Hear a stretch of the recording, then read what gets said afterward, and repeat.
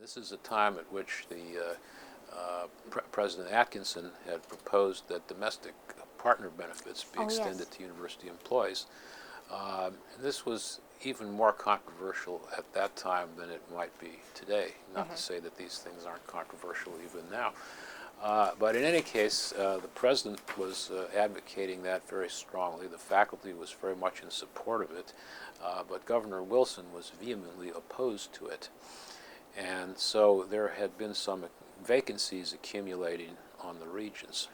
And the governor appointed 3 members like almost the night before the critical vote on this action.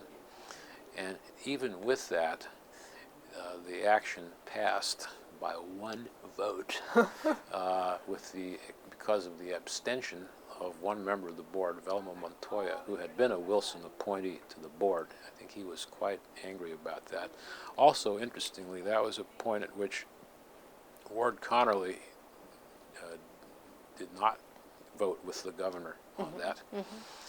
Just kind of interesting commentary on him. Well, you know, you can have your view about what he's advocating and doing, which I don't agree with, but I think really it can be said of him that he's a strict libertarian. I see. I think that really is at the root of his view about racial and ethnic matters and preferences as he views them. And in this instance, this matter of domestic partnership benefits for employees. He just felt that, you know, individuals ought to be able to live their lives as they choose, and that government should not be discriminating among people on that basis. So that was kind of interesting. But in any case, so there were these 3 people, however, who were appointed like the night before the vote. Very political. They all voted with the governor, but that to no avail in the end on the issue. But then the Senate refused to confirm all of them. Because they voted with the governor? Yeah. Now, did you make an effort with them? Well, we did, but it was pretty clear where that was going. I mean, it was just so obvious, the connection between those appointments, when they took place, how the people voted. That's amazing. It seems amazing to me, but does that happen frequently, or did it in the past before? It's unusual for that to happen. There was one other instance that I think I may have mentioned earlier when Governor Brown was unenthusiastic about renewing the university's contracts to run the Department of Energy laboratories. And he had let a bunch of vacancies accumulate and had appointed several people just shortly before the vote. But they didn't all vote with him, and it failed.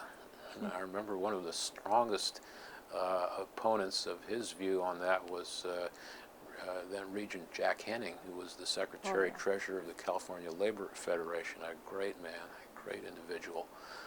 But he was just as vocal as could be. It was like a week or 2 after having been appointed by the governor. So